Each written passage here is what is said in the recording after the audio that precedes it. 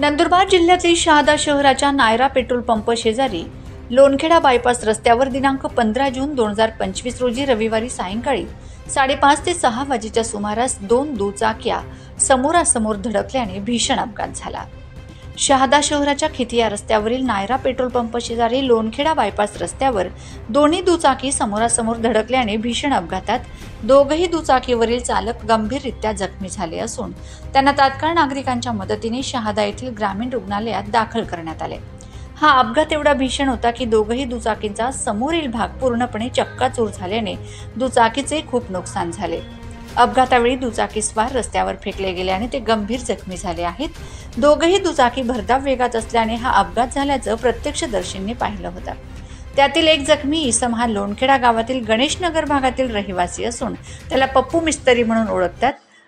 अपघातानंतर घटनास्थळी बघणाऱ्यांची मोठी गर्दी जमली होती। या रस्त्यावर नेहमी लहान मोठे अपघात होत असतात। एका महिन्यापूर्वी या ठिकाणी डोंगरगाव येथील एका रहिवासीला एसटीने धडक दिल्याने तो जागीच मृत्यू झाला होता। ही दुसरी घटना असून याकडे आरटीओ विभागाने लक्ष देणे गरजेचे आहे।